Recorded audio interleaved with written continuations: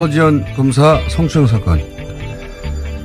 가해자로 지목된 안태근 전 법무부 검찰국장과 이 사건을 감찰하고 징계했어야 할 지위에 있었던 최규일 현 자유한국당 의원이 오히려 호통을 치고 사건을 덮었다는 내용이 연일 보도되고 있습니다. 사건 진상을 파악하고 관련자에게 아무리 시간이 흘러도 책임을 묻는 것은 당연히 매우 중요한 일입니다. 근데 당시 사건이 있었던 곳은 여러 사람이 그 장면을 목격하지 않을 수 없는 공공연한 장소였습니다. 그 장면을 목격했던 사람들, 이들의 방조 묵인 그리고 침묵은 이 범죄의 든든한 자양분이 되는 거죠. 당시 바로 앞자리에 있었다고 하는 이규남 장관 그리고 동석했던 동료 검사들, 이들의 비겁함은 이 사건과 함께 반드시 거론되고 또 기억되어야 한다. 이번 생각이었습니다. 네. 김은지입니다. 네.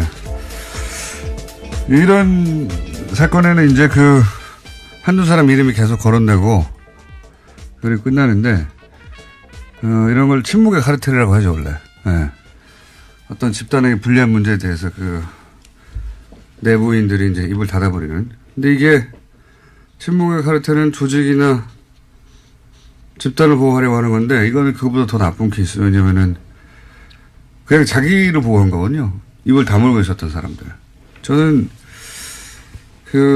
입을 다물고 있었던 그 앞에 그걸 봤던 여러 사람들, 그 이후로도 서 검사가 여러 가지 인사상 불이익이나 그런 걸 겪었다고 하는데, 그때 안 도와준 거거든요, 아무도. 네, 동료 검사였지만요, 모두 침묵한 겁니다. 언론이 주로 이제 가해자나 또는 당시 감찰 책임자만 다루는데, 그 사람들이 그렇게 했던 이유가 다른 사람들이 가만히 있을 거라는 걸 알기 때문이잖아요.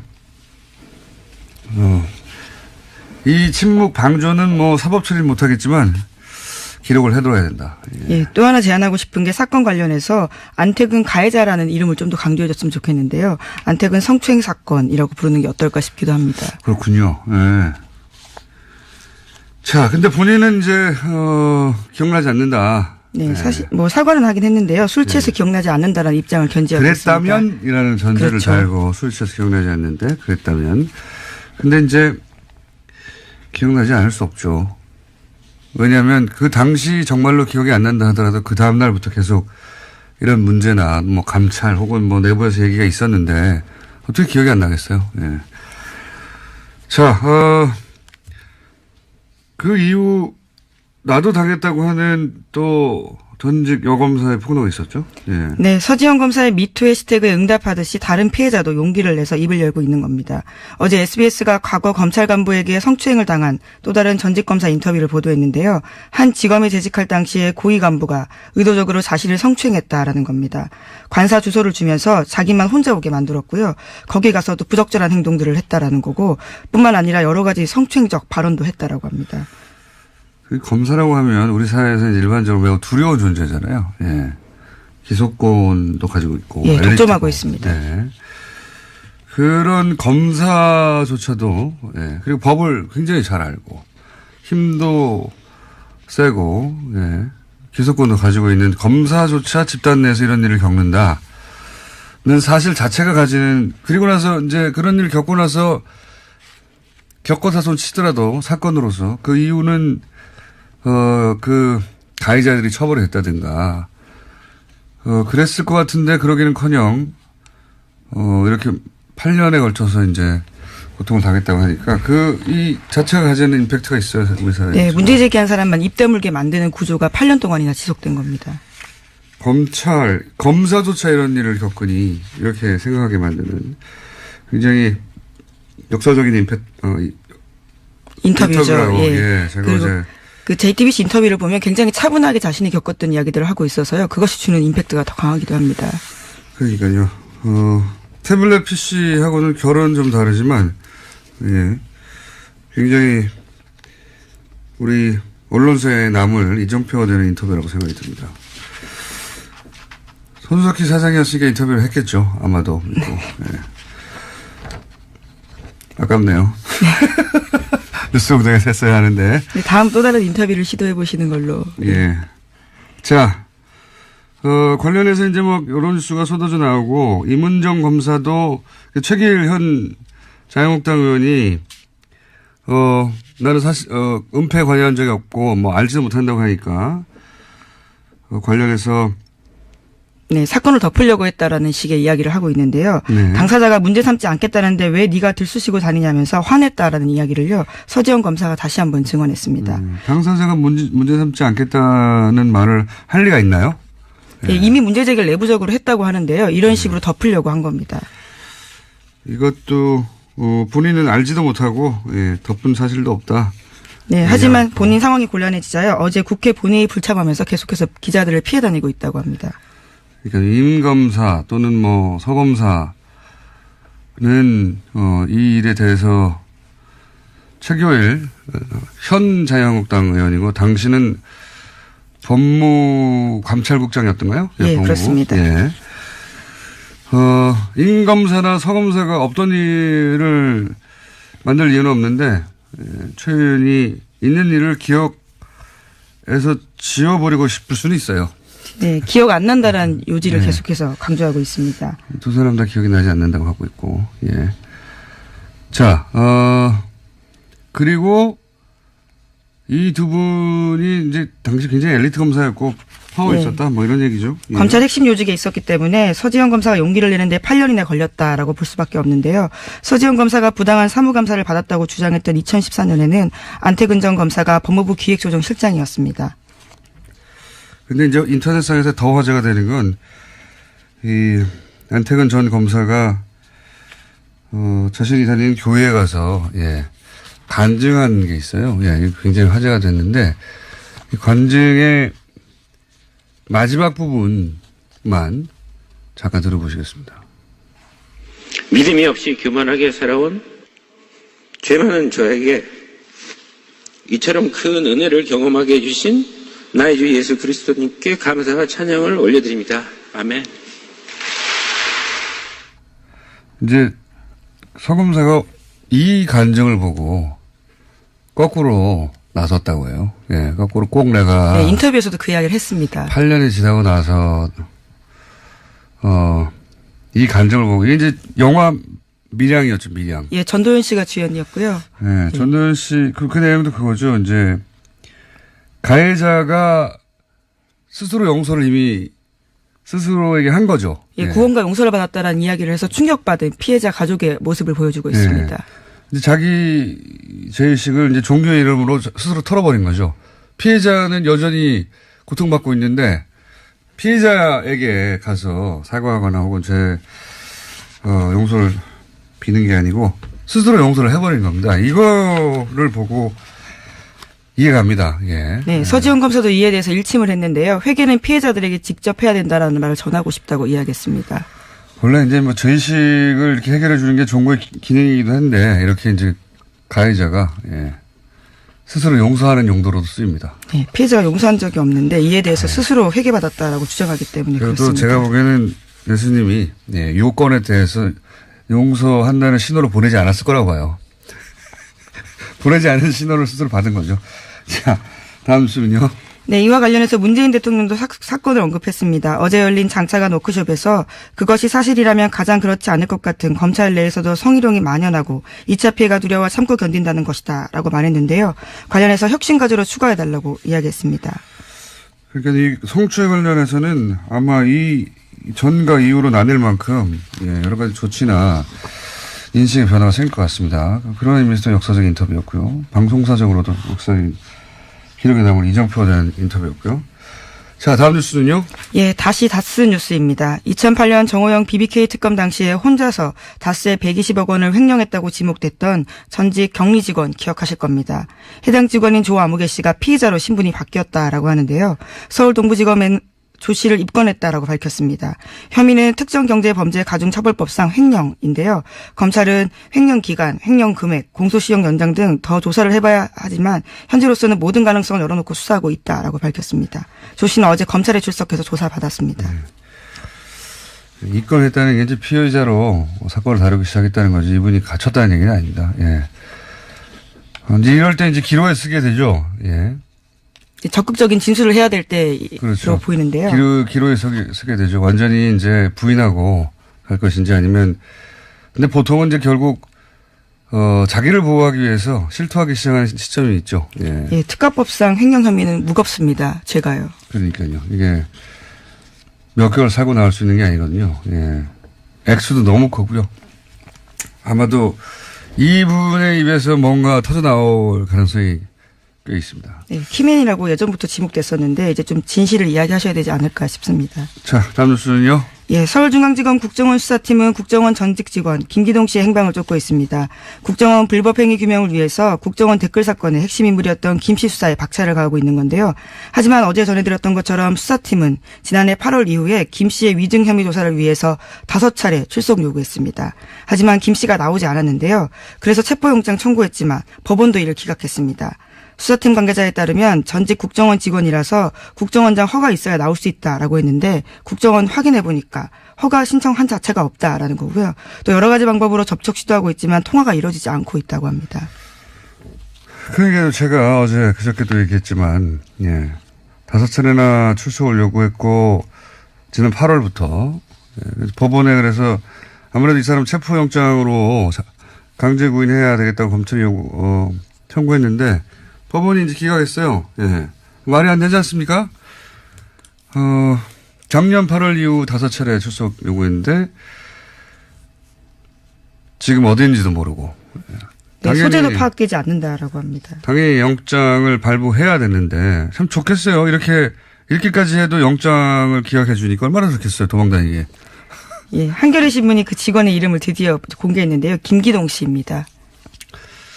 이분이 이제 지금 계속해서 논란이 여러 각도로 되고 있는 이제 최근에 사법부의 사찰 문건에서도 또 한 번 등장하는 진원 파일, 시큐리티 파일, 원세훈 전 원장을 무죄로 파기환송하게 만들었던. 예, 유무죄 취지는 밝히지 않았었는데 파기환송 자체가 굉장히 놀랐었습니다. 그때 증거 능력이 문제가 됐었거든요. 파기환송한다는 자체가 이제 유죄 아니라는 얘기죠. 말하자면. 어쨌든 그 파일을 작성했던 당사자거든요. 예, 당사자고 그 파일 안에 보면은 이제 직원들 이름, 그 당시 국정원 직원들 이름과 그 직원들이 사용한 아이디하고 비번이 있어요. 예, 그것이 이제 증거로 인정되지 않았는데 대법원 때문에. 예, 만약에 이게 증거로 인정되면 또 다른 국면의 수사도 시작될 수 있습니다. 사실은. 예, 그래서 이분이 민간인으로서 이렇게 오랫동안 도망다니는 건 굉장히 부담스러운 일인데요. 누군가 도망다니라고 하고 있는 게 아닌가 싶어요, 저는. 번개탄이나 심장마비나 추락사 주의해야 합니다. 김기동 씨. 건강하시고요. 꼭 출석하시고요. 자, 다음 뉴스는요. 네, 서울 동부지검 형사 6부가 4.16 세월호 참사 특조위 업무를 방해한 혐의로 김영석 해양수산부 전 장관과 윤학배 전 차관에 대해서 구속영장을 청구했습니다. 검찰에 따르면 김 전 장관과 윤 전 차관이 해수부 직원들과 특조위 파견 공무원들에게 내부 동향 등을 확인해서 보고하도록 지시한 혐의가 있습니다. 요즘 자유한국당에서 계속해서 제천이나 밀양 화재 그리고 이제 세월호라고 특히 제천 같은 경우는 세월호 사건과 연결하려고 이제 많이 노력했죠. 근데 세월호는 물론 재난 그 자체라도 대단한 비극이지만 이 사건을 정부는 끊임없이 은폐하려고 했어요. 네, 조사회를 그렇죠. 특조회를 방해하려고 했고 그러면서 정치적 사건이 됐거든요. 단순히 재난이라는 이유로 이제 계속 세월호라고 연결해서 다를 바 없지 않느냐. 예, 이렇게 연결하고 싶어 하는데, 계속 하겠죠. 앞으로도 그런 노력은. 예. 그러기 위해서라도 지금 대형 재난이 필요한 보수예요. 그런 의미에서는 굉장히 끔찍한데, 그게 연결이 안 됩니다. 아무리 노력해도. 왜냐하면 전 장관, 전 차관, 이런 사람들이 세월호 관련된 조사를 직접적으로 방해한 거거든요. 왜 이렇게까지 했을까요? 지금도 굉장히 이상합니다. 예, 아직까지도 박근혜 전 대통령의 소위 7시간 행적에 대해서는 밝혀진 바가 없거든요. 정확히는 이제 7시 반이라고 나왔는데요. 뭐 7시간은 7시간이라고 치지만 이 전 관료들이 세월호와 관련된 정확한 사고 원인이 밝혀지면 좋은 거잖아요. 왜 이렇게 못하겠어요? 그렇죠. 재발 방지를 위해서도 반드시 밝혀져야 될 부분입니다. 아니, 뭐, 재난이 발생해서 큰 사고가 났습니다. 그러면 그와 관련된 조사를 하고, 다시 그런 일이 없도록 하고, 사람들이 여러 가지 의혹이 있으면 밝혀내면 좋은데, 이 조사위의 업무를 방해하기 위해서 이렇게 많은 사람들이 동원됐고, 이해가 안 갑니다. 네, 이해가 안 가는데, 어쨌든, 방해한 사람들에 대해서 방해한 혐의가 확실히 드러나서 구속영장이 청구됐다는 얘기입니다. 왜 방해하려고 했는지는 아직 나오지 않고 있습니다만. 자, 다음 뉴스는요. 네, 어제 안종범 전 수석이 박근혜 전 대통령 재판의 증인으로 나왔습니다. 재판 쟁점 중에 하나가 추가된 이재용 부회장과 박근혜 전 대통령 간의 영차 독대인데요. 이 부분을 안 전 수석이 영차 독대 전날 자료를 준비했다라고 중요한 증언을 했습니다. 이는 다음 주 월요일로 예정된 이재용 삼성전자 부회장의 항소심 선고에도 중요한 부분입니다. 이거 굉장히 중요하죠. 몇 번 저희가 언급했습니다만, 예.